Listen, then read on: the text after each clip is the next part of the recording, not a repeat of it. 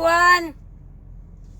I'm waiting here at the fuel stop for my dispatcher to activate my fuel card. I bobtailed last night because Carl had to go to a stress test, and so I'm gonna bobtail back to get my load. It's nice day, but it's windy. It's kind of cold, but the sun is up. But it's windy, so this is nice truck. I like blue truck. Maybe one day if I hit the lotto, I can afford to get my own truck. Well, I'm gonna try one more time. I'm gonna try to fuel and see if it's active now. All right, I'm ready to go. Finally.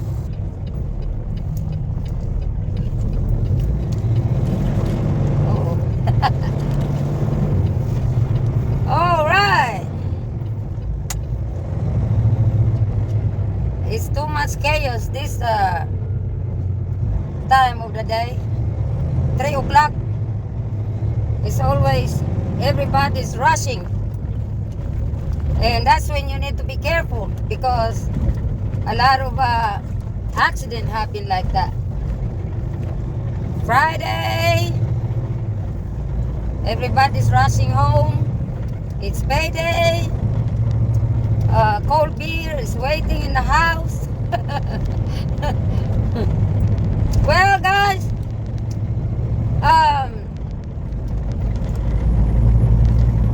let me tell you another storytelling from your Lola. Next week, Monday for sure, Wilma Fortuna's tiny house is about finished. They already moved in, even though they're still doing all the finishing, because the Adventist church where they were staying told them that they had to leave because, you know, they're ready for their Sunday service or whatever.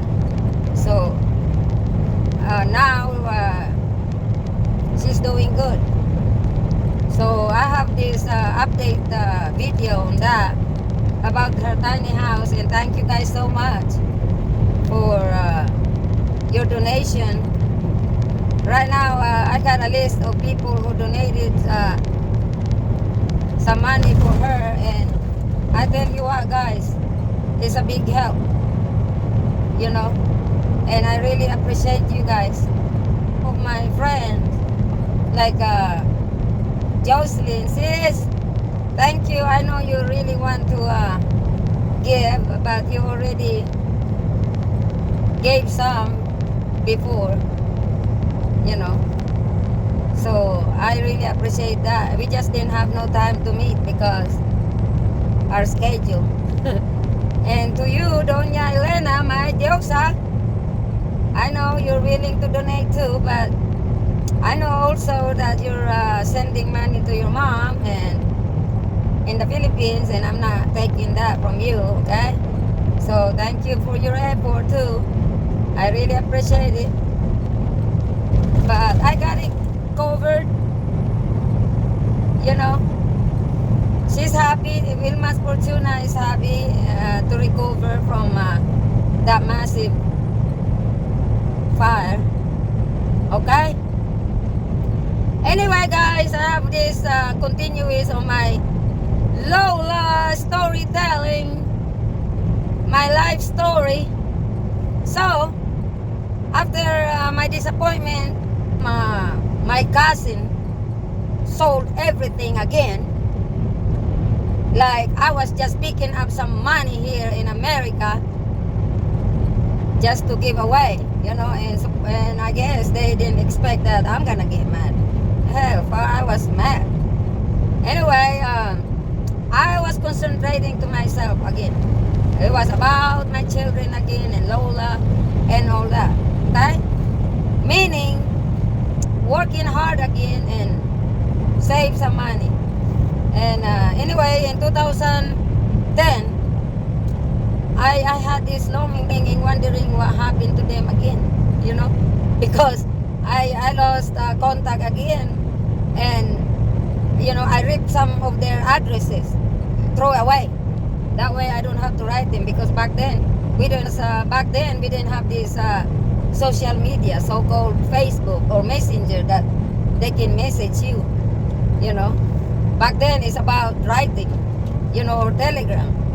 So in 2010, the Facebook, my daughter yanked me up on Facebook, right? She made me an account and all that. And I was amazed on what you can do on Facebook. You know, finding these people, you know. So I wondered a lot of my brother, you know, because you know, when you have this love from when you guys were child, it's still gonna be there. So I was wondering about his children, his two kids that with the care of his mother-in-law, right? Because when I got mad at them, him and his ex-wife split up and sold everything I provided. The kids were left care of his mother-in-law. So hurts on Facebook my niece, because I knew it was maybe 4 years old when I heard from them. I found her and killed to death that I found her, and I messaged her and myself again, because since then, so she was little then, and at this time she was already 17 when I found her. And so I messaged her and told her that you know, I never stop loving you guys, you know, and I miss you guys, you know.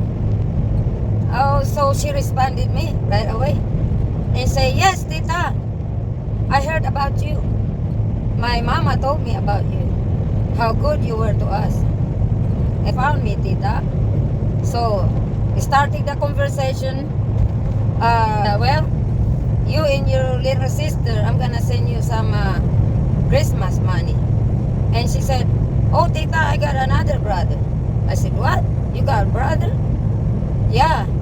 You know, but my papa never claimed him as his kid. I said, really? She said, because it's not his kid.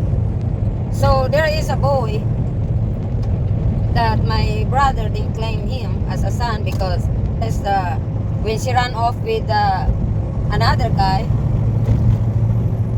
he assumed that wasn't his kid. But anyway, I sent them $50 each at that time, 150. But at that time in 2010, the $50 each was a big deal too, you know. So when I gave her the money, when she received the money, she contacted her dad, my brother. And next thing I know, he called collect, because I gave her the number too. And then I said, so why are you with the kids? He said that, she needed my help. She didn't know what to do, how to pick up the money. So I helped him to pick up the money. I said, oh, okay. And he started crying and say, oh, I thank you so much, because I know my mistake to you, you know, and you didn't include my children. I said, no, I can't include your children. You know, your children has nothing to do with it, you know. You and your wife was the one who made a mistake, and those children didn't make a mistake, you know. So I said, why you got a boy that you said that you don't claim as your son? And he said, well, he's not my son. You know, she was already pregnant by that other guy when when she ran off with him. So that's not my son. So we got reconnected moment on. You know, so no more anger towards him, because I recovered here and worked hard financially anyway. And so I asked him, what do you do for a living? You know, and why your kids is scattered, you know, and you got your third wife now. what happened? So there's a few short explanation. Oh, it's a lot better. She helped me out working, blah blah blah. And I said, what you guys do for a living? Oh, we sell some uh, basin and stuff, there. And I fix some, odd job. He's taking odd job, and I said, what happened to your two kids from the second wife? Because he had two kids from the second wife. I said, well, one boy is with me. When me and my second wife was separated, I have this one boy with me, and the youngest boy is over there with my ex-mother-in-law. I was like, wow, you have here I am with my third wife, and she got 4 kids. Wow, on her own. She's a widow. What I know, she was a widow, and so I was like, wow, your kids is scattered. From your first wife, you have 2 kids there, raised by their grandparents. And then I said, you got one boy with you and then one boy in the province. Oh, I know, I said, why don't you gather all the kids? And he started crying, yeah, I like to do that, but, I don't have no job that he can provide his children. And I said, well, he said that, and I have this health problem, and I can't even afford to go to the doctor. I said, what's your heart problem? I asked him, what's your health problem? He said that my left lungs had a bone on it now. Before it was just like 1 peso big. Now is half of my lungs is gone. Oh my gosh, guys, I was so, my heart sank when he told me that, because he said I didn't have no money to go to the doctor, and Arthur sent me a little bit money, but it's not enough to buy medicine for me to get well. So I said, okay, right there and there, he got my heart again. I feel like I need to help him again, because I just can't imagine that as young as he was, and he already have that kind of problem, and I want him to gather his kids before he go, whatever's gonna happen, So immediately I said for him to go to the doctor, and he's starting to get his health back. And then I sent him another 50,000 peso to get a little business going again, because he said that the best business there is to get all the basins and buckets and like household stuff, and he goes around the neighborhood and sell, or I don't know where he's selling it, but that was a good business back then, he said. So I didn't hesitate to get him help like that. And I asked him for a place for me, because while I'm here in America, you and your kids can live in that house. And he told me that was the deal we had at this time, And so to make the long story short, he told me that I should just build a house where he's at, because it's not good to have a gated community house in subdivision because of the business that he wants to do for a living. Okay? To build over here, because this is the place where our father died, and this place, that place where he was at, in Caloocan City, was my father's place. because my father moved from Binakayan, Cavite with his new woman and her 2 kids to Caloocan City because my sister bought him a small place there. So when my father passed away in 2007, he took over the place, you know. So I said, send me a picture of this place, you know. So he did. Right here it is. I show you guys. This is the place where he was living at, and this is where my father died, in this house. My sister bought this for my father, and after he passed away, my brother took over. See, guys, condition of the place where he's staying, my heart sank again. I told God, I have to do something. I have to build him a house.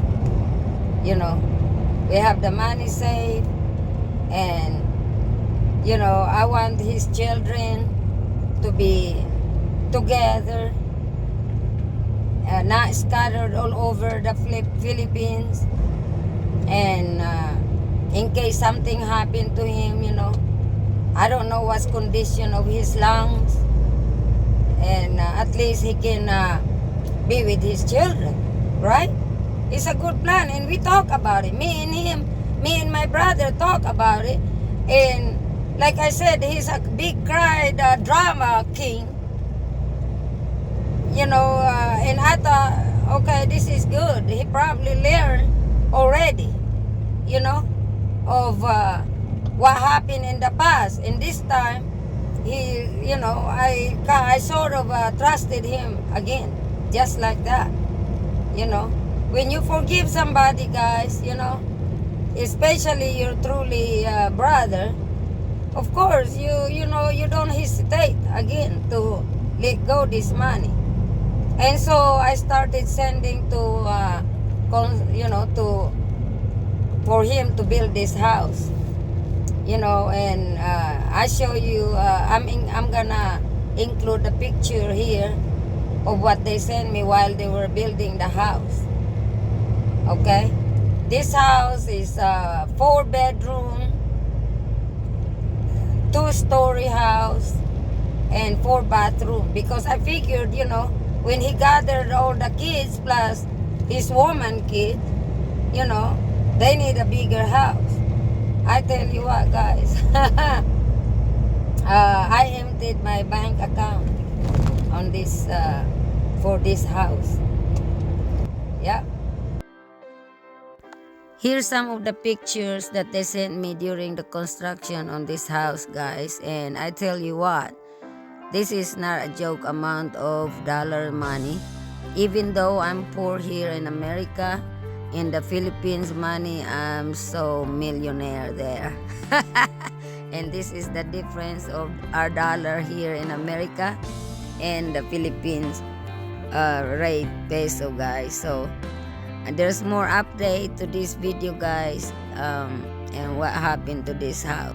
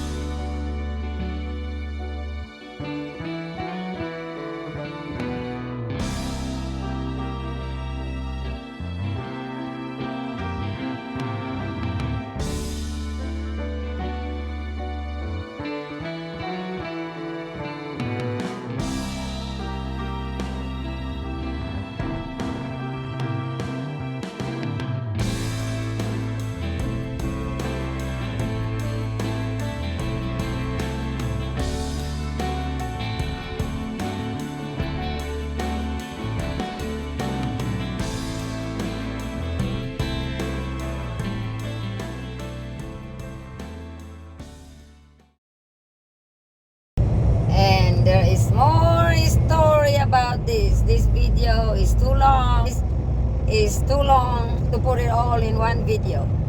So thank you guys so much. As you can see, the house. Okay guys, thank you guys so much for following my Lola storytelling, and I appreciate you guys for tuning in. And so bye bye. I'm gonna concentrate. The traffic is getting heavy. Have a good weekend guys. Bye bye.